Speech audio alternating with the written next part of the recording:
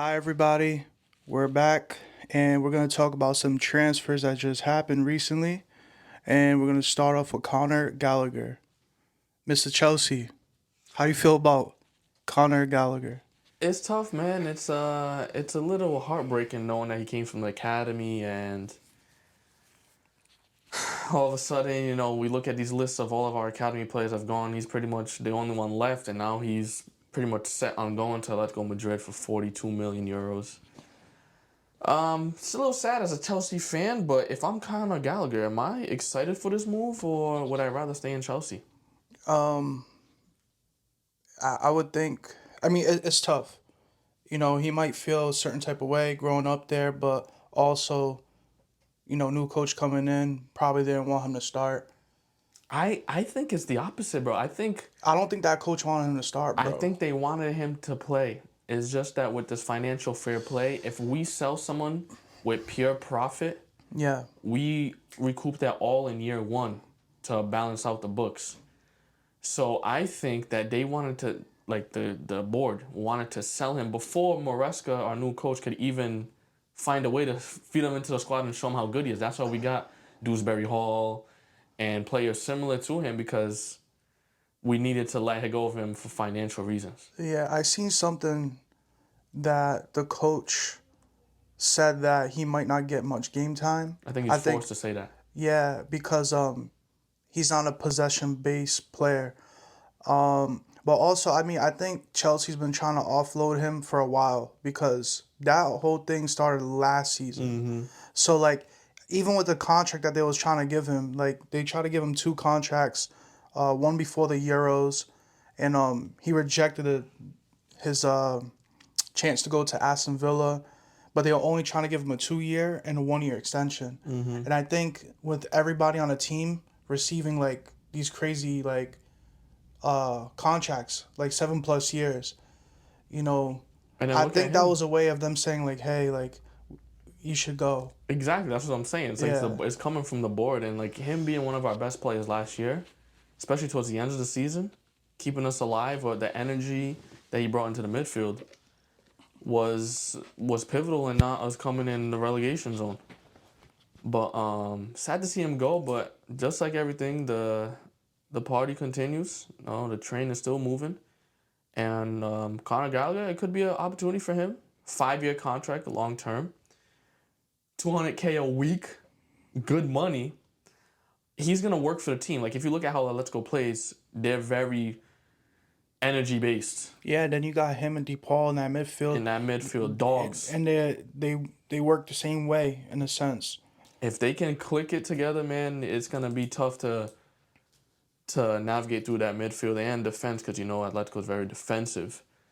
But who knows how long he stays there? Will he get it? Can this be the biggest move of his career? Will he be get a bigger move? I think not. I think he does well at Atletico, but just like every other English player, he probably leaves back to the EPL and goes to a team like a West Ham, maybe a Aston Villa, maybe a team like that. Even those options won't be too bad. He's still at a good level because the West Ham's, the Aston Villas, they're starting to rise up. Now you got Aston Villa playing in Champions League now.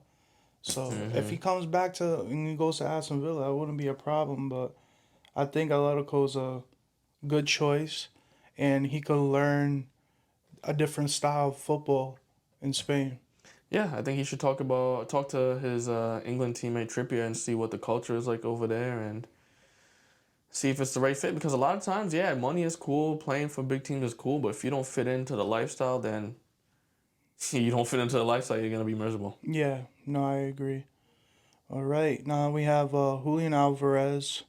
Um, This is crazy. yeah, no, I think this is a really good sell for Man City because they got him for 14 million pounds, and now they sold him for what, 82 million pounds? Crazy package. Um, he's gonna finally get the game time he deserves at Man City. I believe like we can see how good he was, but you could also see how he wasn't trusted because if Holland was there, he wasn't really getting game time. Right, like And then you have a machine, a goal yeah, scoring machine. You can't put a good player over a machine. Yeah, no, Even and though, that's you know what true. I'm I saying? Like, agree. that's the. I'm sure if Pep could play two up top, he would. But that's not how his philosophy works. And Holland is, you have to build that team around someone like that.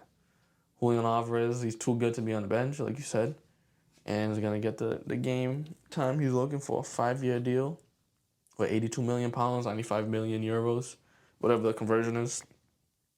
And he did good last year. 11 goals, 9 assists. A lot of times coming off the bench, filling in gaps. What do you think he'll do at Atletico? Um, it's hard to say right now. I think he'll have a good season because you can see how when he came to Man City, he adapted really quick, and I think he'll do the same thing in Atletico, and um, he might be on free kicks. I don't know about pens or anything like that, but I think I got him with like 15 plus goals if he goes to Atletico first season. Yo, maybe more because with someone like Griezmann that's just gonna be able to just thread the needle with a pass, and Alvarez likes to make those runs. Yeah. He'll work for the team. I'm now looking at Atletico. I'm like, yo, they're very, I wouldn't say well balanced, but they all gonna have that cohesion as an I'm gonna work for my team. Alvarez, Gallagher. I think they're looking for players that's gonna work for the team and just be headless chickens. I feel like they've always had teams like that though. Like Yeah. that's their culture of having hard workers, but also having good players, quality players. So I love this move. Like I said, he's gonna go to a team that he's gonna get game time, and he deserves it. He won everything at Man City. He's been doing yo. Honestly, he could retire today, and he's completed everything. He won a Yeah. World Cup, South American Cup. Like he's really good. That's right. That's right, man. He's really good. We already went over his stats, but he's gonna replace Morata, which I think is an automatic upgrade from what you Yes, had. agreed. And then they did an interview with Akanji, his teammate at Man City.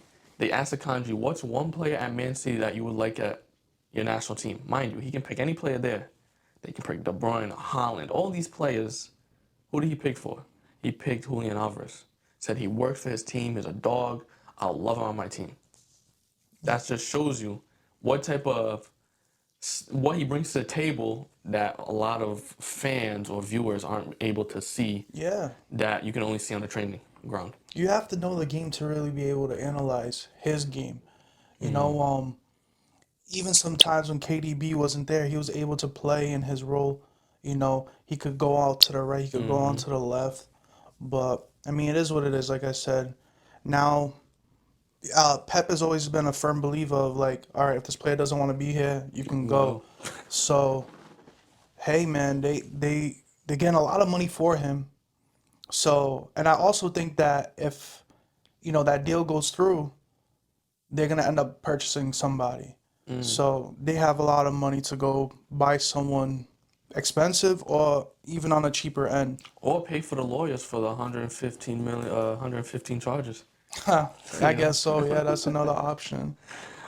Speaking of forwards, Chelsea, no surprise, is in the transfer market for the 19th time this transfer window or so.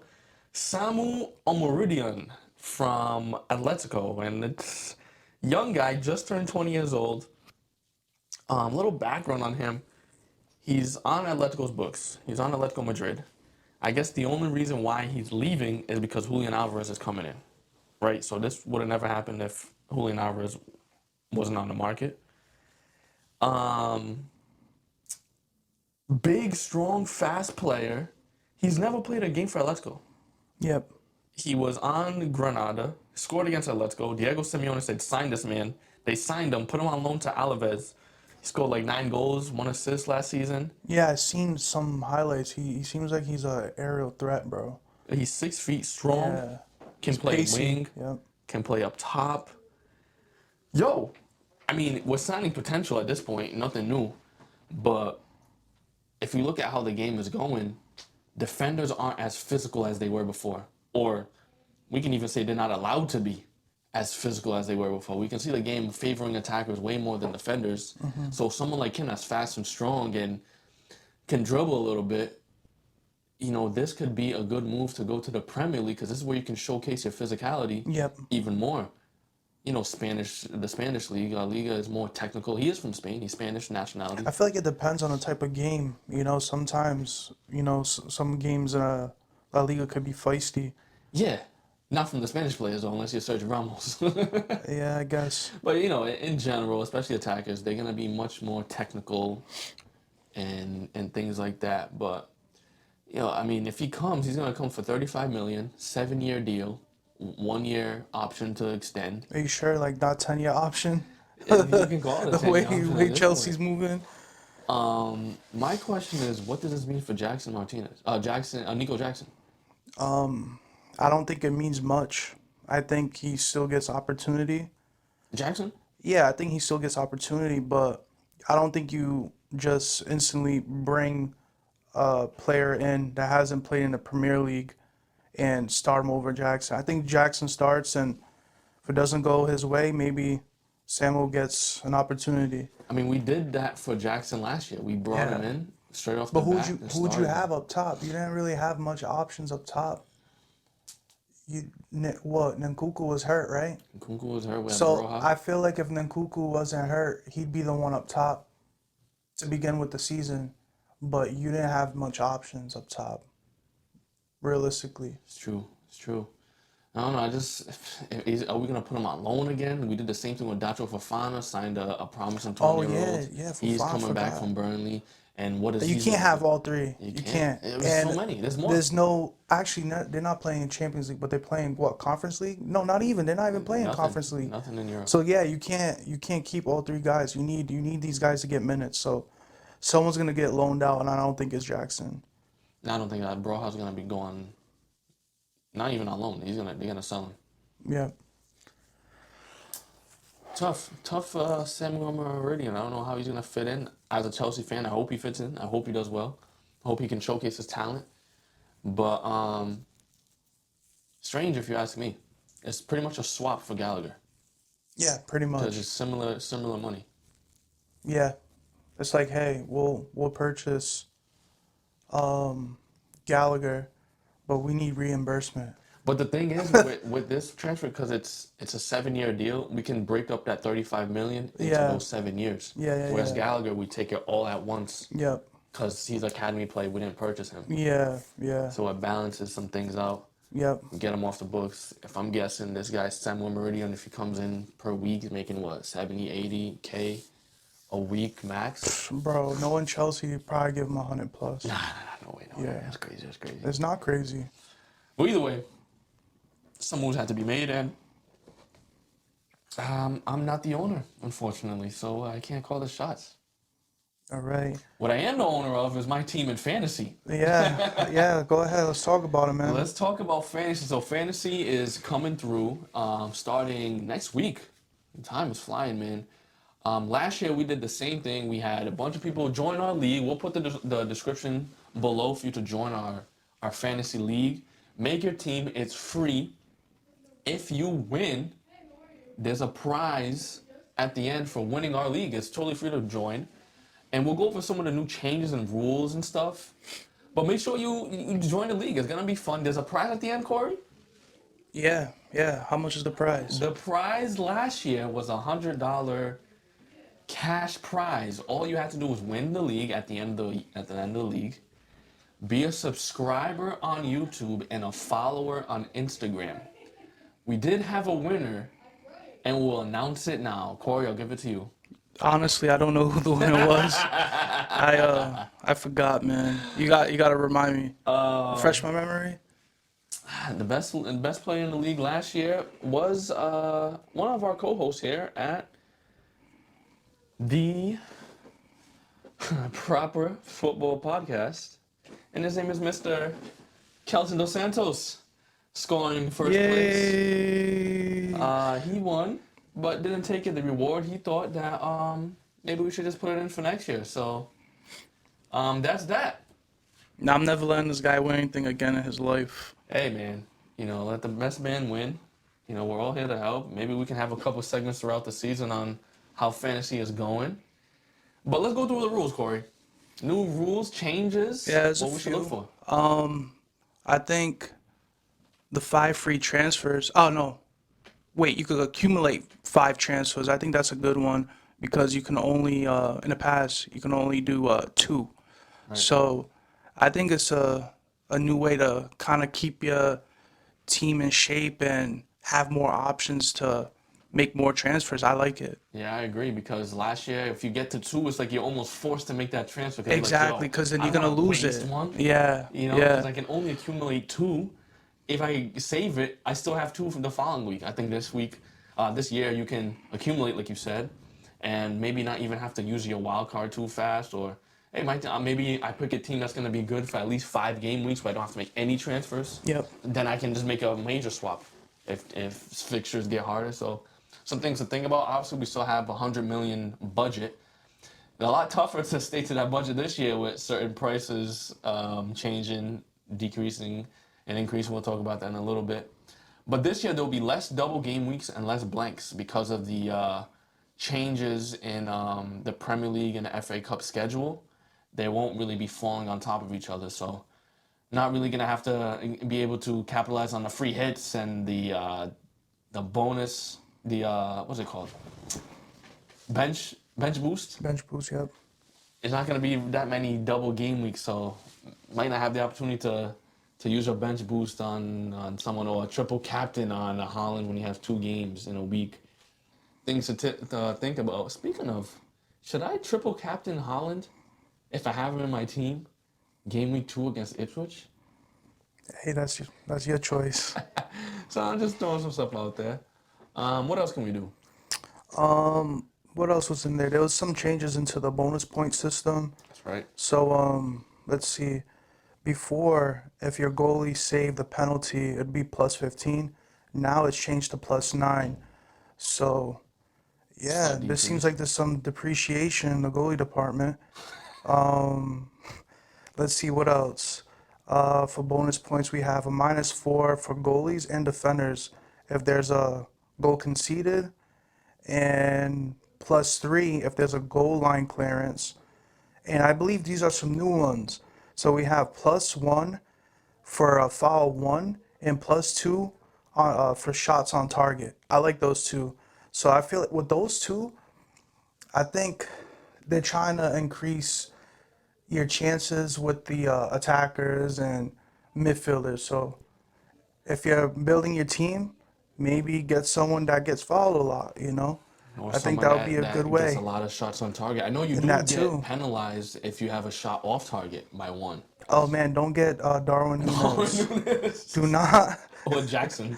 do not get Darwin Nunes. Yeah, and bonus points is the most you can make on each player is 3. It's only gonna be one player that's gonna get that.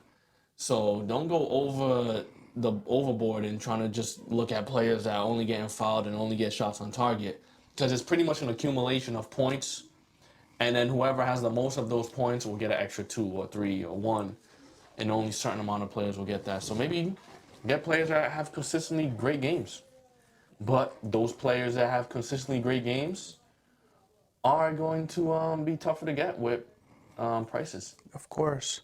Mystery trip in January 2025. This is something brand new. They're adding a chip to what we currently have, which is wildcard, free hit, bench boost, and triple captain. There'll be another one released in January 2025. So we have no idea what it is, but something to look forward to and something to anticipate. Something else to anticipate is how we Yeah. can afford these players. Tell me how you're affording yours, bro. Right now, I've made a few drafts on my team, and my team looks good. Some days it looks ugly. You know, you gotta test it out, and we got time to test it out. So my advice would be just play around with the teams, play around with the options, and find what works for you. But Right? but now with these price hikes, you know, let's talk about it now. You got a guy like Cole Palmer. The beginning of last season, I would say not a lot of people knew that he was gonna go off. Mm-hmm. But as time went on, you know, people got hip to him. You know, he was a very cheap option, but he ended up being the best player in Premier League fantasy Premier League last year because he had like 244 points, and he never reached like a crazy price mark. If you ask me, it was never more than like what 8 or 9 or something like Way that. less than Way that, less, bro. He right? It was was at like seven, 6. 6, 7 ish. He I think started the at most. 5. Yeah, yeah, The most he was at was like 6.2, 6.5, something like that. yeah. Isn't that something? So For the highest points player in the game. so like last year he was a cheat code. So he went from 5 mil to 10.5 mil.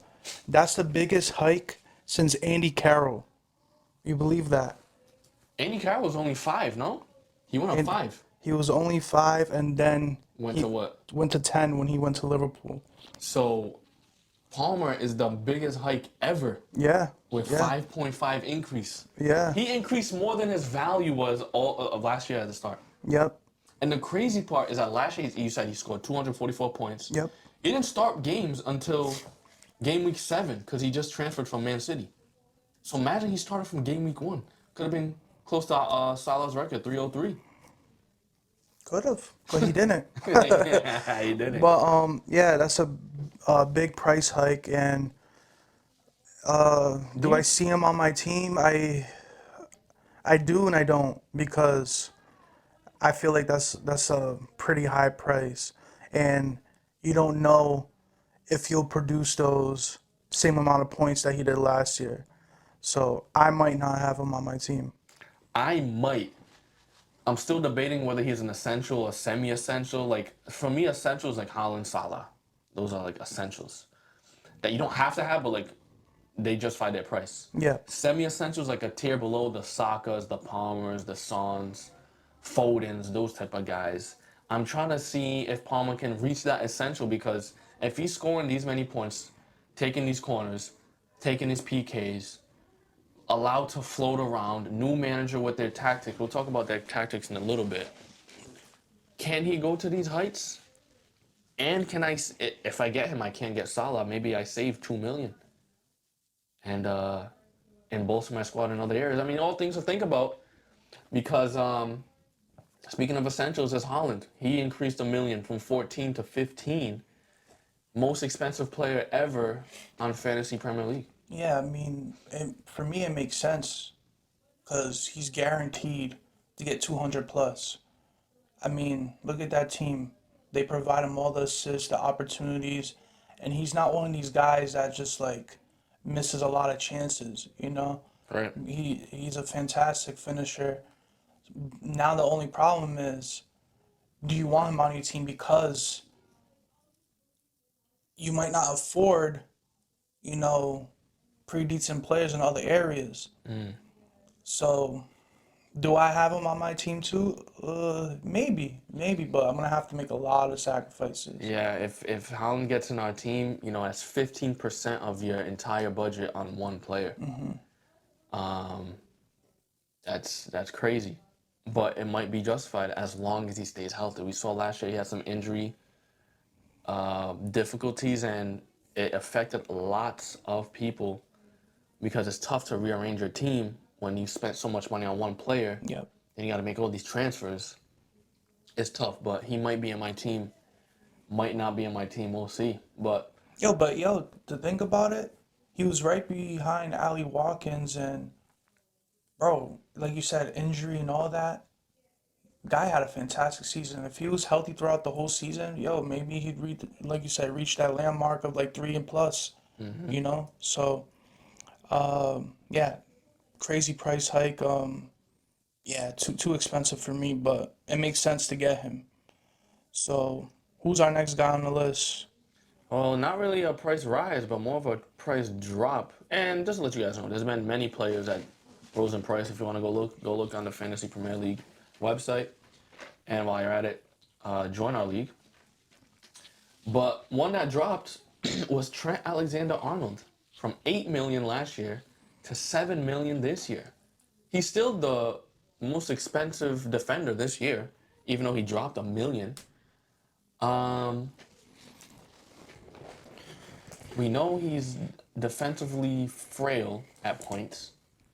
We have a new manager coming in. We don't know how he's gonna play. If he's more attacking on the wings, is he gonna be more towards the midfield? Things to think about. What are your thoughts? My thoughts are obviously expensive still, regardless if it was 8-7, like you said, highest price for a defender. But I think the price is good in a sense because you know he's going to be attacking. He's going to be in the midfield. You might see him out wide a little bit. You might see him in the center mid a little bit, and he's on free kicks. And I don't know. I think on the slot, I think he'll be up top a little bit more and providing more assists like we know he can do. So I think maybe even the first week is a good option. Um, Actually, not even just the first week. First very few weeks, he would be a good option. So I think Trent is a good buy. Yeah, I think it's a good buy. It's gonna cost you 7 million on a defender who's not gonna give you as many points as midfielders and forwards, but Liverpool will give you clean sheets, like you said.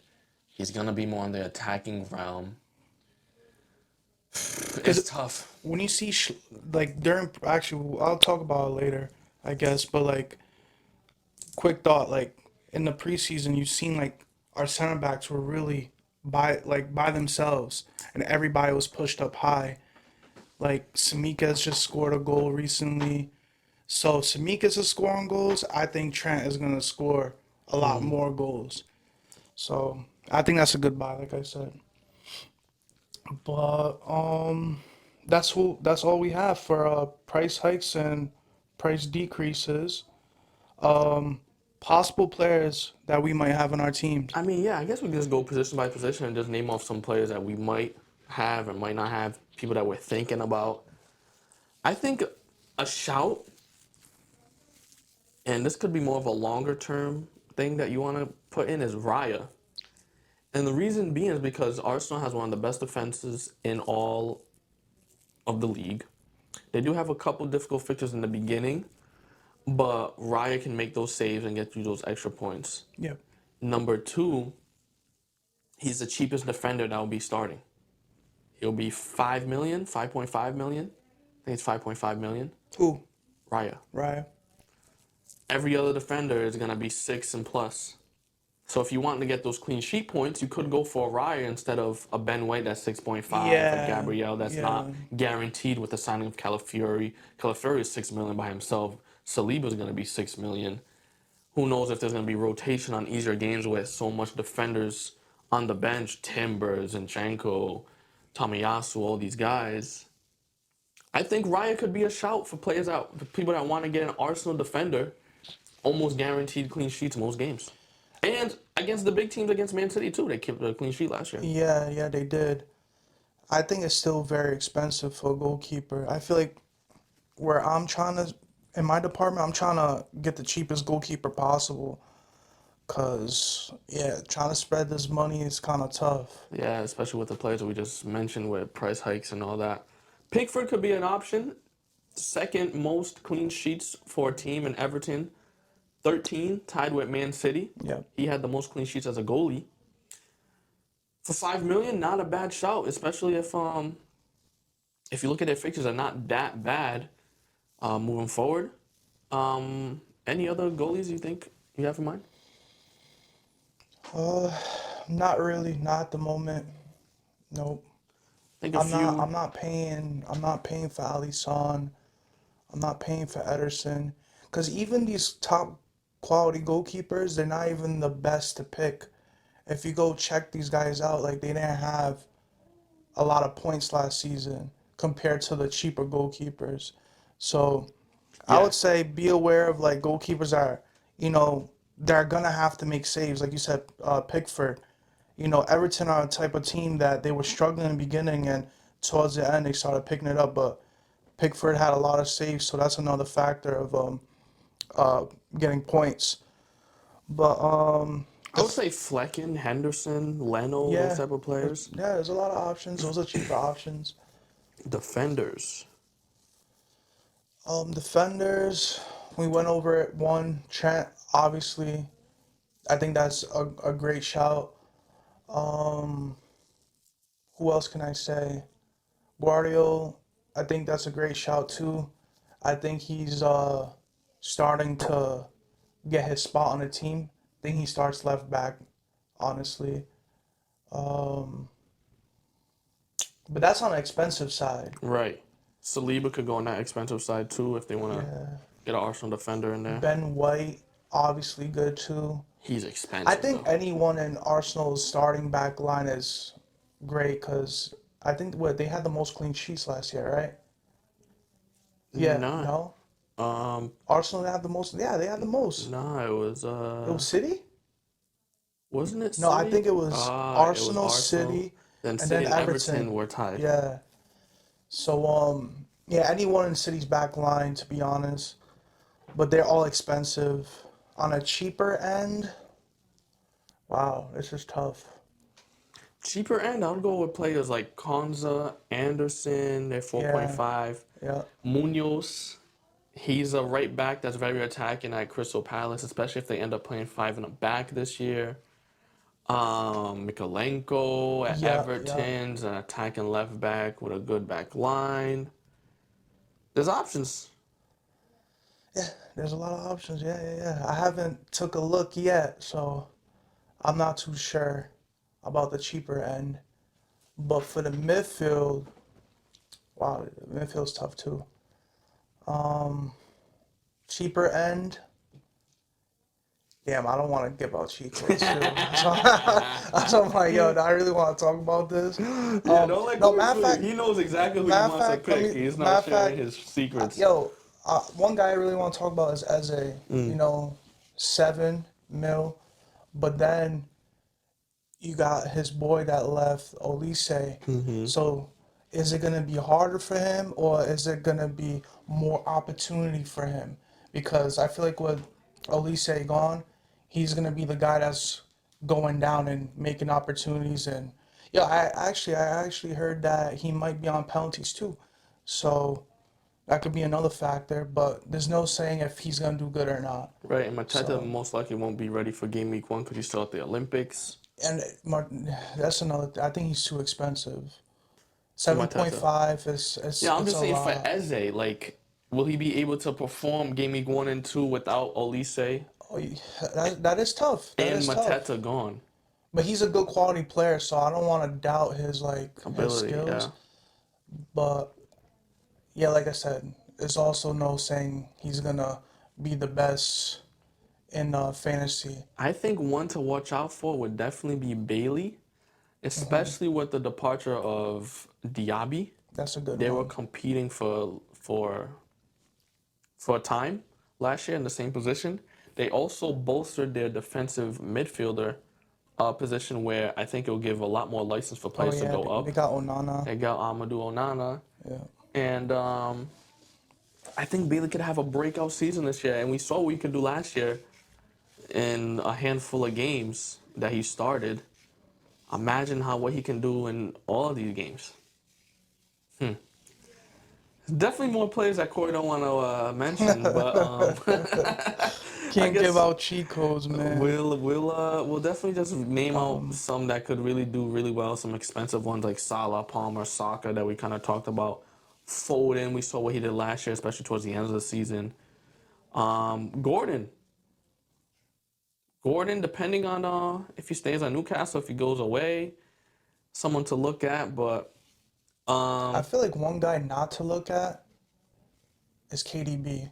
mm, I know he's been a good player throughout history, but as we see like his as he's getting older, we're seeing that he's getting more knocks and he's less playing a game little time. less, and Yeah, you know rotation's gonna be uh, vital because they're gonna play in Champions League and they're gonna play in all these competitions. So I just feel like KDB is too expensive, and I don't think he's guaranteed to get you points every week because he might not play some right. games. Or if he plays, it might be a few minutes.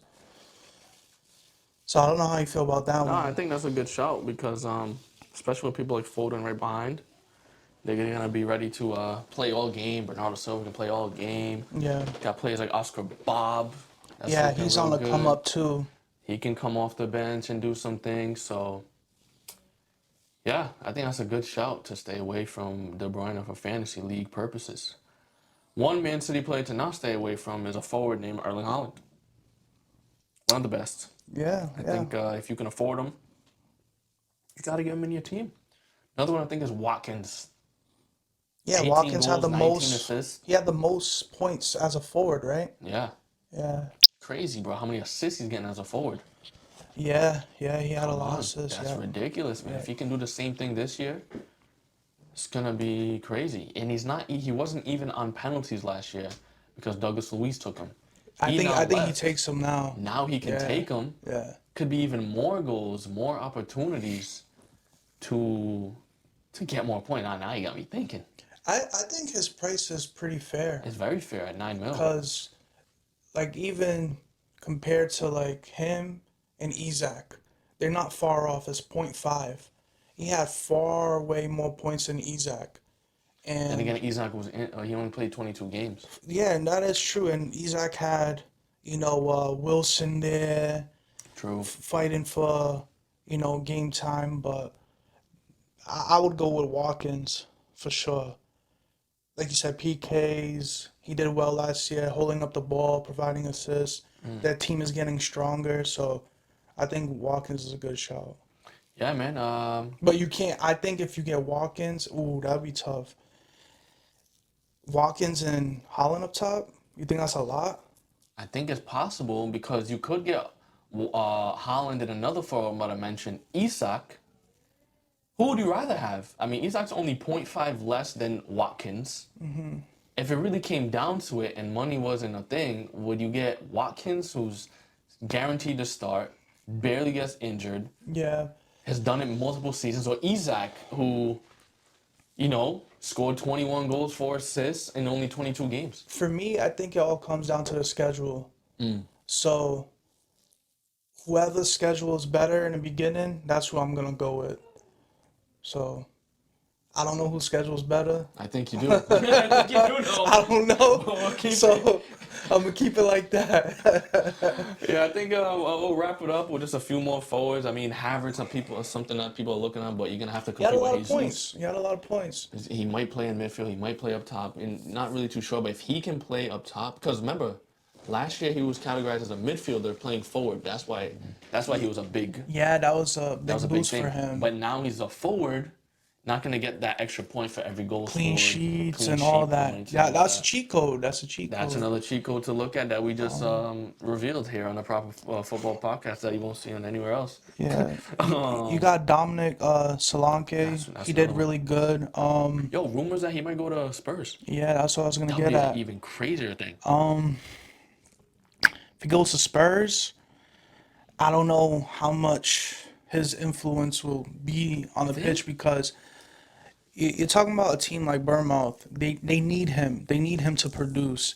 But then you got a team like Spurs that those goals and assists are gonna be in all departments. You're gonna see it in the forwards. You're gonna see it in the midfield, and you're gonna see it with like in Undugi and Pedro Porra like getting assists. Yo, even couple goals too, because they come in, they drop into the midfield sometimes. If he goes to Tottenham, I say stay away Really? because I have the opposite opinion. because at Bournemouth he was on pens, you know. Goes to Spurs, I don't see him on pens. I think Son takes the pens, and I don't know if he gets a lot of minutes too, because you got Richarlison there still, and Son could play up top if things goes wrong. So That's true. It's certainly a risky one. I'm a risky guy. So I might I even take the risk, man. I might have if he goes, I might even go for Solanke because I just think he'll get more chances. Less eyes on him than he would have at Bournemouth. I think better creative players for him to score. And I think just better opportunities in general, but it could go either way, like you said. So, any other forwards that you're thinking of? Maybe some cheap ones you got under your sleeve, or anything that we haven't mentioned. If not, Nah, I think I'm good, man. I think I'm good. If not, we'll wrap it up here. Thanks for tuning in. Please make sure that you like, share, and subscribe if you're on YouTube so we can continue to grow this platform and this community. Make sure you join our fantasy league team, which is going to be able for us to grow this community as well and for you to win some monies.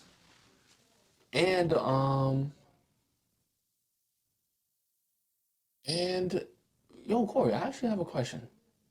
Should we extend this segment? Yeah, we could extend it real quick.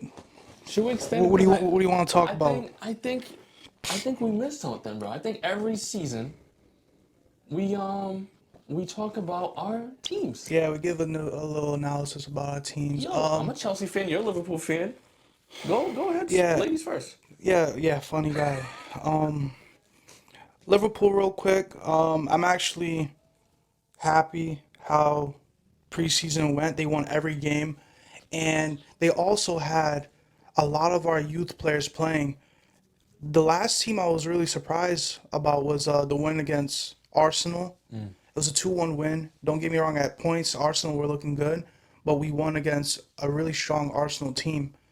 I think Schlott is trying to, see who he can trust in the younger department, and I like his playing style. They're holding the ball a lot more, and it seems like they're getting good opportunities too. But as far as the transfer market, they're not making a lot of moves. There was some word about Zubamendi yesterday. There's some interest with him, but he's one guy that has been a lot of teams wanted him in the past. Man, you probably wanted him. I think Arsenal wanted him. Barcelona wanted him at one point, but it seemed like he was more happy where he was at Real Sociedad. But if we can convince him to come, that would be a good defensive midfielder. I don't think Endo would be the guy to go with moving forward as a starter at least. I think he'd be a good backup option. Yeah, I think that's what you guys got him for, to be fair, Endo, because you guys Yeah, got him for like 10 and 11 mil. no, for sure. For Zuba Mendy, if you guys get him, you guys have to splash for cash at a 60 million Release release clause. clause. So Yeah. you have to start him. But like you said, in preseason, you guys do look good. I like Sabosle dropping in and getting the ball and making and spreading out those passes. Um, I noticed that you guys play a lot of triangles all over the place. Outside backs aren't as wide, more included in the play. And people who's playing in center attack and mid, like Elliott or Curtis Jones, whoever's in that center attack and mid is gonna have a lot of time on the ball and more space because if if they're literally allowing people to come and press them and they have so many different ways to keep these triangles going, there's gonna be a wide open player, especially with the goalie being able to play out the back. You can find their players, and you guys are overloading on each side, on either Salah side or the left wing side, and then easy switch, and then you're able to go ahead. Wow, breaking news. Yeah, breaking news. Holy Sorry to mackerel. I can't interrupt. We're believe you talking just about showed me that. Liverpool, but Pepe has just announced his retirement. He had 878 games, 37 trophies. At 41 years old, I respect it, man. One of the best defenders that we've seen in this game. It's a little sad to see, but it's also great to see him retire too, because Mendem was getting old. So, yo, great career for him. Wow, I I loved him can't. at Real Madrid. Fantastic player. Yeah, man, just one of the greats, the legends, man. And I can't believe he retired, but I actually can because he's freaking 41 years old. Yeah. No, that's very normal. Wow. But going back to Liverpool, yeah, I'm happy with the progress. All these young guys. Elliot looks like he's gonna have a lot of influence on the team. Dom looks like he's gonna have more influence going up top a little bit. We've seen in preseason. Carvalho actually did really good on the left hand side. He scored a couple goals, but there was some interest from Leicester City, so I don't know what happens. if he goes out on loan or if it's a permanent transfer. I doubt it would be a permanent Doubt transfer. it. I think we want him for the future. But yeah, even though there's not a lot of noise in the transfer market, I'm not worried. If everyone is healthy, we're good. And yeah, we have a lot of young talent in our squad, and they're doing good. So I'm happy with the Yeah. transition with the Only new thing I'm coach. looking forward to is Trent in that system. That's all I Yeah, want to yeah. see and see how things go with them because, Salah may not be tracking back as much this year. Age getting a little higher. And it looks like they want to keep Salah higher to get on the counter. So I want to see what the plan is with Trent. I'm sure he'll do well. But switching over to Chelsea. Chelsea a little different from Liverpool. Bunch of signings. Bunch of players in and out. This off the top of my head, Thiago Silva's gone. Chalobah trying to get rid of him. Gallagher pretty much out, like we discussed. Brought in Tossin. Matson. Oh, Matson's out too to Yeah. Aston Villa. I mean, there's so many. Tossins in. Dewsbury Hall is in. Samuel Meridian is in. Pretty much. Jorgensen, a new keeper. Now we have like 8 keepers on our books. Um, Forward from Barca, Guay. Guay? I'm sure there's so many more, but it's just a complete overhaul every single season. It seems like we got a brand new manager. Why? I'm not too sure, but I know that he worked with Pep. He has many ideas. Worked with Leicester last year, helped them get promoted. He was actually the head coach for Leicester. And one thing that I noticed this year, one con, is our defensive line is being exposed Oh yeah, 100%. in a huge way. Like I don't know if we're trying to have an offside trap or just pressing too high in the ball. It looks like players can just and we're narrow too. We're not having a wide enough line. It's very narrow, so someone can just stay out wide and switch the line, and we're gonna be able to get behind our defenders because one is so narrow and high. It becomes easy, especially with play if we're not pressing up top. One thing I noticed, like, especially against Man City, if we're pressing up top, the defensive line has to press up too. If there's a gap somewhere, if they're not pressing up top, and then we press from the back line, all it takes is a quick little 1-2 pass. Now our whole midfield is exposed. Yeah, and I also from your back line, I feel like with the defense, I feel like it's always good to have like a nice senior player in there to kind of, you know, tell everybody, hey, do this, do that. I don't think there's anyone back there that will really do that. That's right. Reece James being the captain, I don't even think he's ready for that. You know, He barely played last year. yeah, he barely played last year. Then you have Colwell. I think he's one of the best options on the team as a center back, but I don't think they Still have really young. that guy, that vocal guy like Thiago Silva. Even though maybe there was some games he didn't do well, but his presence, Right. on the team, mattered. I don't know. Chelsea, I think in football, don't get me wrong, it's obviously a business, but you can see that the owners treating it more as a business Right. versus, helping the team progress because I feel like a lot of these signings are quite random and it's never been in Chelsea's culture. But I don't know. I don't see them doing well this year. And for those reasons, they're not picking up guys that are gonna come in and say like, "Hey, yeah, this guy's gonna start or this guy's really gonna help the team." We don't know what they're gonna do. That's right. Yeah, all the signings we're making, other than Dewsbury Hall, we don't know if they're gonna start for sure. We have so many options. And that could be a blessing and a curse having so many options. So many options might not be able to make a decision, but also if something goes wrong, you have someone that's pretty much the same quality of player that can just fill in a gap. But I do like how we're looking on the attacking side. We start off as like a 4-2-3-1, and then when we have the ball, we convert into a 3 in the back, 2 more defensive mids, 2 more attacking mids, and then like 3 up top. And that pretty much creates a box in the midfield where we have an advantage up there, and we can go ahead and take advantage. And the goalie, if he can play out the back, I think we went and got out a new Who? goalie. But who's gonna be the goalie? You guys Yes, got like that's 7 yeah, goalies, that's the problem. and Kepa just wait. He's back, He's right? back, but he's not gonna play. Yeah, he probably won't. You got Sanchez has to start. Now we just bought a new goalie. You flipped Jorgensen from I think Villarreal, somewhere in Spain. Yeah, yeah, yeah. I He seen might that, start. but nah, We need bro. someone that can play on their feet, and Sanchez is Sanchez is a good goalkeeper, man. I would want him to start, but hey.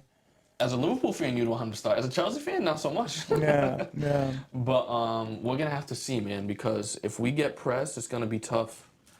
Because it looks like every time we get pressed, our back line gets pressed, we make a mistake, and it costs us a goal. And we saw that against Man City in preseason. And the bad thing is, we faced Man City first game of the season, Oh so wow, wow, yeah, that is gonna be true. rough. But we'll see. Chelsea hope for a top four finish, and that's a big hope, big Hope, wish. Sorry. hope. Wow. Do you think it's realistic? Realistic is top six the way that I'm seeing other teams and what we have. I think even top six is pushing it. All these other teams are getting so much stronger. You got West Ham getting stronger. You got Aston Villa getting stronger. Yeah, I don't know, man. Top six, I think it's really hard. But hey, it's possible too. So if they could get it all together, that would be good for them. That's right. That's right. All right. That's all we have for the Proper Football Podcast. Please like, share, and subscribe. If you're on YouTube, rate us 5 stars. If you're on the podcast platform, and join our fantasy league. Till next time.